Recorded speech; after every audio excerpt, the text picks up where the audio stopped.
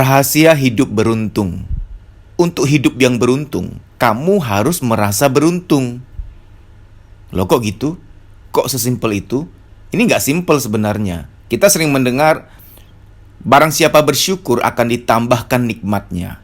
Bisa nggak dengan segala nikmat yang ala kadarnya sekarang ini, dengan segala apa yang kamu anggap kekurangan, padahal bukan ya, itu hanya karena kurang bersyukur. Apa yang sekarang kamu sedang punya, kamu syukuri dan kamu sudah merasa beruntung. Itu aja dulu. Karena dari banyak mengeluh, merasa kurang ini itu, kamu nggak punya magnet untuk menarik keberuntungan-keberuntungan yang lebih besar. Ini basicnya sebenarnya. Sama kayak misalkan andai kata saya punya karyawan, dia ngeluh aja terus, ngeluh aja terus, ngeluh aja terus. Kita sebagai bos, sebagai atasan juga lama-lama capek hati. Tapi kepada orang yang suka bersyukur, kita tuh kayak ada keinginan untuk memberi lagi, memberi lagi, memberi lagi. Jadi, baik saya maupun alam semesta punya hati yang sama. Kalau Anda sering bersyukur, sering mensyukuri apa yang Anda miliki, alam semesta yang adalah kabinetnya Tuhan, kabinet ini akan bekerja untuk mendukung kamu. Maka ada istilah semesta alam mendukung, mestakung. Ini nggak simple ya. Merasa beruntung, artinya begini.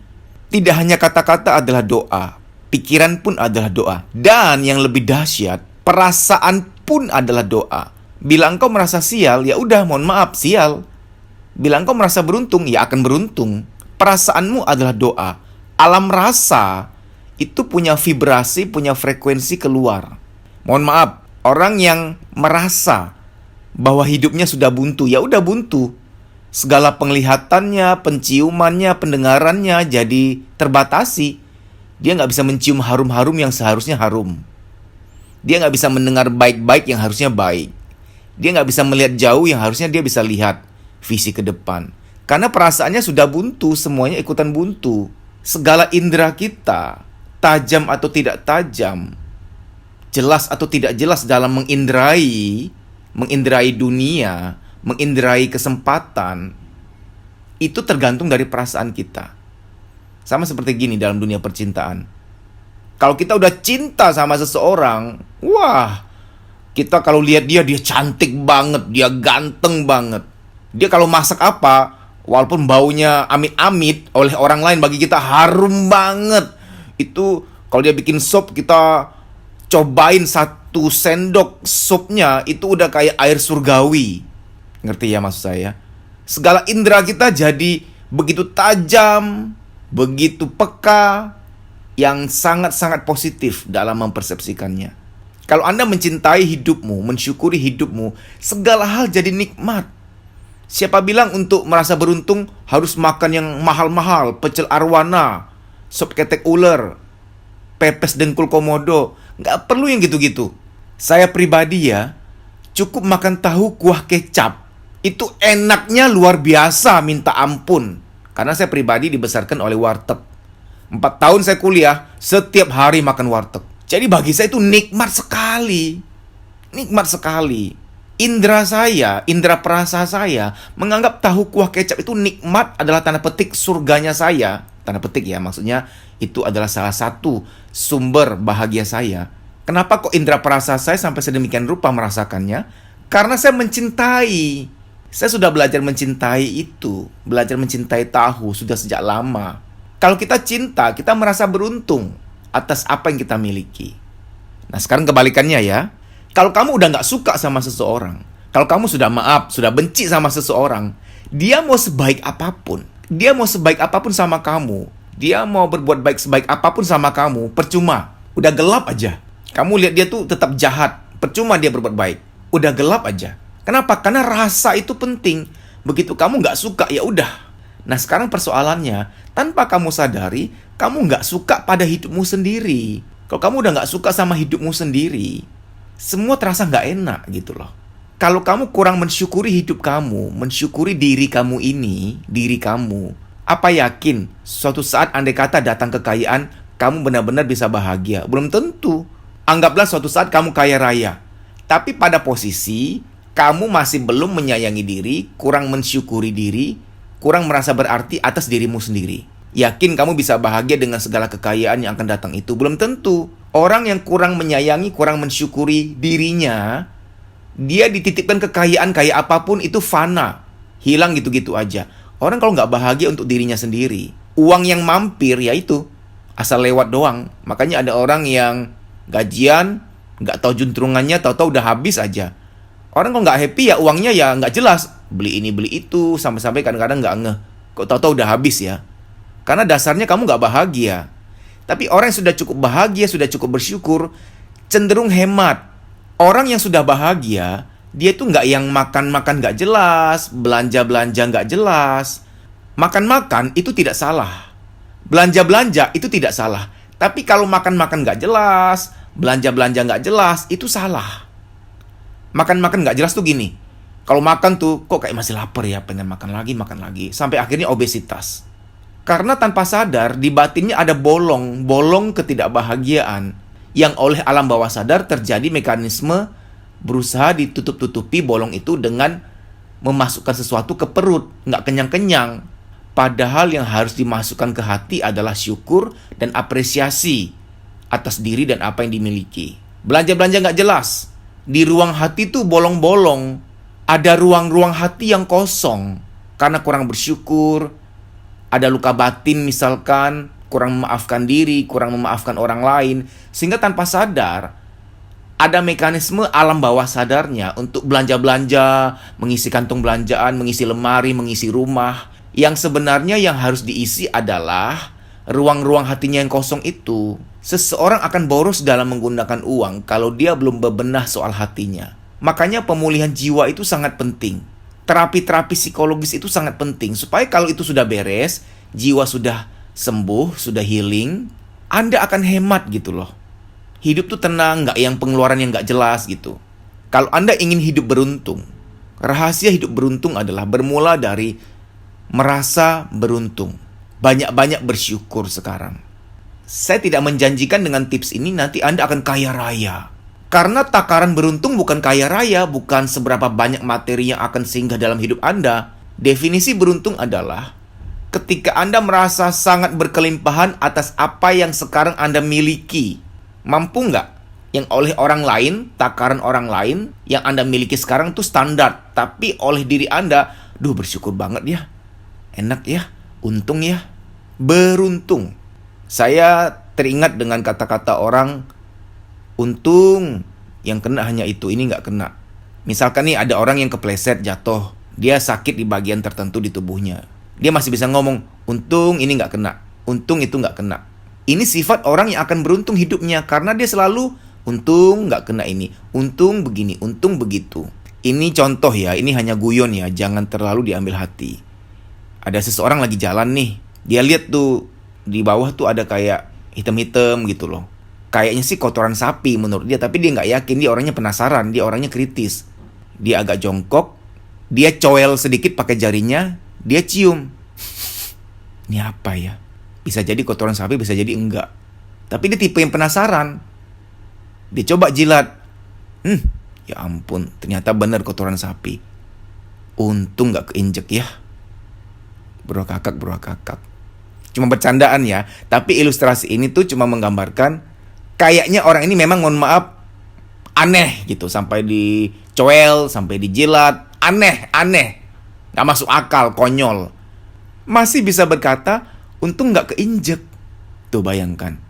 Berarti dia sayang banget sama sendal atau sepatunya, karena sendal atau sepatunya gak nginjek kotoran itu, sehingga masih bersih. Dan dia bersyukur. Dia bersyukur banget, untung gak keinjek. Kalau keinjek kan jadi kotor, sendal atau sepatuku. Walaupun udah kejilat tuh, lidahnya udah terzolimi. Lidahnya tuh bentar lagi tuh minta minum lava tuh untuk menyucikan diri. Bro kakak. Tapi tetap aja ada hal yang bisa dia syukuri, untung gak keinjek. Peristiwa ini gak mungkin terjadi di alam nyata. Ini cuma ilustrasi saja. Percayalah, apapun yang engkau miliki sekarang, sesederhana apapun yang kamu miliki sekarang, latih dirimu untuk bersyukur. Otot-otot bersyukur kita harus dilatih. Gak bisa yang ngeluh terus. Mengeluh, komplain, itu salah satu penyakit. Saya harus ngomong ini penyakit.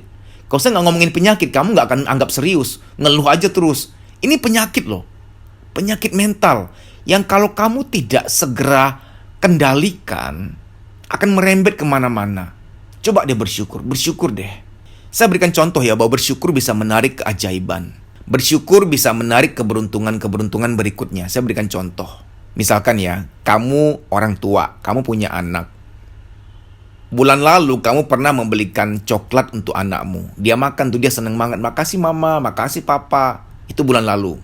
Tadi pagi, dia mendatangi Anda lagi dan berkata, Mama, papa, ingat gak coklat yang bulan lalu mama papa beli buat aku? Iya, kenapa nak? Itu enak banget. Rasanya masih terasa. Rasanya enak banget. Masih terasa sampai sekarang. Enak banget. Makasih ya ma. Makasih ya pa udah dibeliin waktu itu. Coba kamu sebagai orang tua, apa perasaan kamu? Ada gak keinginan untuk, pengen beliin lagi deh. Segitunya sampai sekarang pun masih berterima kasih. Pasti di hatimu ada keinginan untuk membelikan lagi. Bisakah hari ini kamu mensyukuri lagi nikmat yang sudah-sudah? Ya Tuhan, aku bersyukur dulu pernah mendapat ini, pernah mendapat itu. Bersyukur banget. Syukuri ulang, syukuri lagi. Sehingga terbuka keberuntungan-keberuntungan baru. Hasil dari daya tarik magnet karena kamu banyak bersyukur sebelumnya. Saya tidak jamin bahwa kamu akan mendapatkan lagi. Tidak, bersyukur. Bersyukur. Ingat, mensyukuri hal yang sudah-sudah, nikmat yang sudah-sudah, dan mensyukuri tentang nikmat hari ini. Itu penting. Coba bikin list yang sudah-sudah yang dulu pernah ada apa. Disyukuri ulang, bersyukur dulu pernah punya itu. Walaupun sekarang udah gak punya. Contoh ya, ini ekstrim. Tapi kalau Anda lakukan, lihat ada keajaiban terjadi. Contoh, ya Tuhan, hamba bersyukur bahwa dulu pernah punya motor. Walaupun cuma 6 bulan. Terus ditarik lagi sama leasing karena belum bisa bayar lagi. Walaupun sekarang udah gak punya motor itu. Tapi bersyukur selama 6 bulan waktu itu pernah ngerasain punya motor. Walaupun sekarang udah gak punya motor itu lagi. Tapi bersyukur banget ya Tuhan. Hamba pernah diizinkan mendapat kepercayaan menikmati punya motor selama 6 bulan waktu itu. Kamu syukuri dengan tulus nikmat itu. Wah, saya yakin ya akan ada pintu rezeki yang akan terbuka untuk kamu. Tapi ingat, dalam bersyukur kamu tidak boleh punya niatan supaya akan mendapatkan lagi rezeki yang lebih besar. Nggak boleh. Latih otot syukurmu benar-benar mensyukuri itu. Mensyukuri apa adanya atas nikmat itu tanpa embel-embel. Mampu nggak? Begitu kamu mampu, wah, kamu akan jadi orang yang beruntung. Sebenarnya orang-orang yang sudah tulus dalam bersyukur, dia tidak perlu mendengar ilmu ini. Karena bagi dia sudah ada magnet atas keberuntungan. Karena ketulusan itu magnet yang sangat kuat. Baik ketulusan dalam menolong orang lain maupun ketulusan dalam bersyukur. Segala hal yang tulus adalah magnet yang sangat-sangat kuat. Kita kalau lihat orang tulus tuh kita tergerak gitu. Orang yang tulus dalam bersyukur, mensyukuri apa yang ia miliki, itu menggerakkan hati Tuhan untuk memberikan lebih kepada dia. Jadi, kalau kamu ingin hidup beruntung, ini hari terakhir kamu mengeluh. Nggak boleh mengeluhkan apapun lagi. Tapi mas, hidup gue ini susah. Kata-kata susah hilangkan dari kosakatamu. Apa yakin di hidupmu nggak ada nikmat sama sekali? Tuhan banyak memberikan nikmat. Hanya saja kamu menutup mata hatimu untuk melihatnya. Apa kamu yakin gak ada nikmat sama sekali dalam hidupmu? Yakin. Apa kamu yakin kemarin, hari ini gak ada nikmat sama sekali dari Tuhan? Yakin. Kadang-kadang kita terlalu fokus pada apa yang kita gak punya. Tapi yang sudah kita miliki kita gak fokus, gak sadar, gak ngeh. Apa perlu nanti itu diambil supaya kamu sadar bahwa itu penting? Kamu punya kesehatan untuk kamu syukuri. Kamu punya keluarga untuk kamu syukuri. Ada orang yang sedang sakit, oke lah, dia gak punya kesehatan. Tapi dia punya keluarga. Ada orang yang gak punya pasangan, gak punya anak. Tapi dia punya kesehatan. Ada orang yang keuangan sedang dalam ujian, tapi dia punya keluarga, atau dia punya kesehatan. Nggak mungkin ya, kamu nggak punya semuanya, nggak mungkin gitu loh. Dan nggak mungkin juga ada orang yang punya semuanya. Ini tolong diingat, semenderita apapun kamu mempersepsikan keadaan kamu sekarang, kamu tidak mungkin tidak punya semuanya. Pasti ada yang kamu punya yang orang lain tidak punya. Dan jangan berpikir, ada orang yang memiliki semuanya. Nggak mungkin, karena setiap orang ada kekurangan. Kekurangan yang kita miliki itu supaya kita nggak sombong. Itu tujuannya.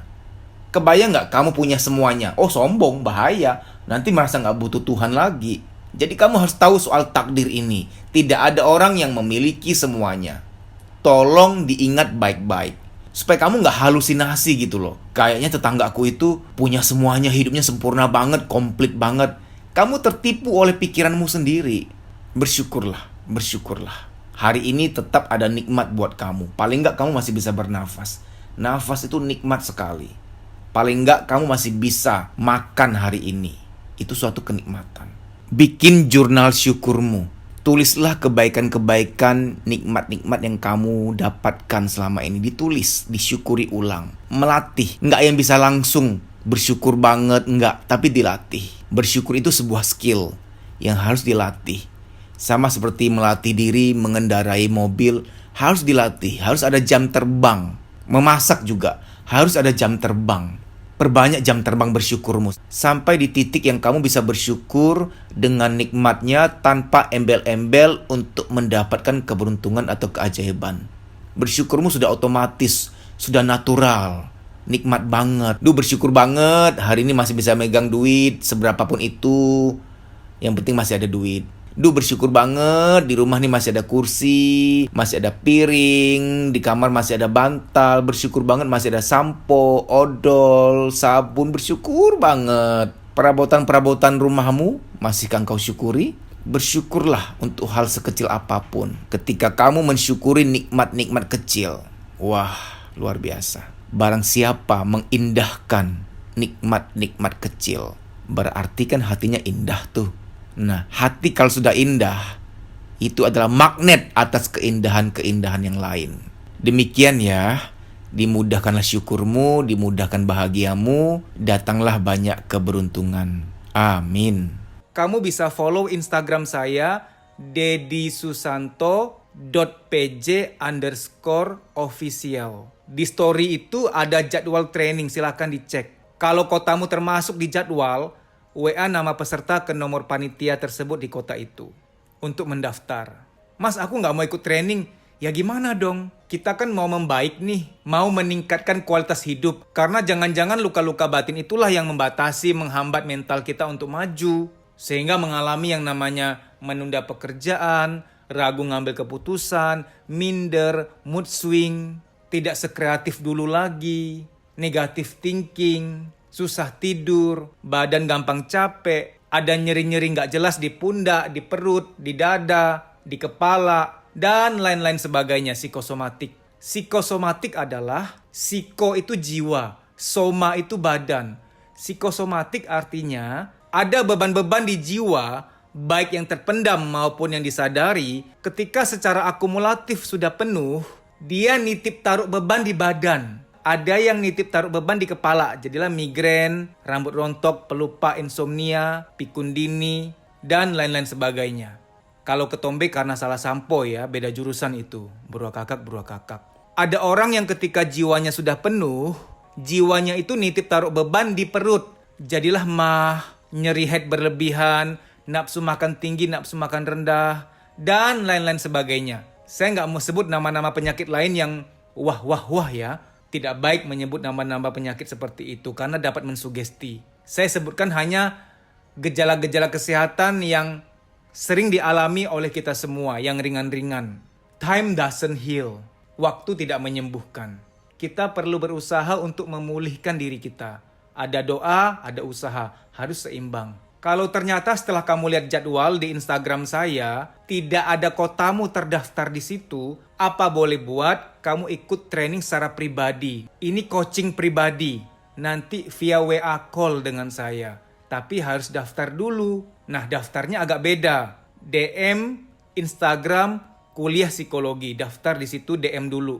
Bilang bahwa kamu mau daftar training private, coaching private. Tapi saya harus sampaikan ya, bahwa training publik itu jauh lebih melegakan dibanding terapi personal. Semoga kota kamu termasuk dalam list jadwal training kami. Itu lebih baik. Namun kalau tidak ada dalam jadwal, ya apa boleh buat, ikut coaching private. Baik demikian ya, semoga informasi ini bermanfaat. Terima kasih.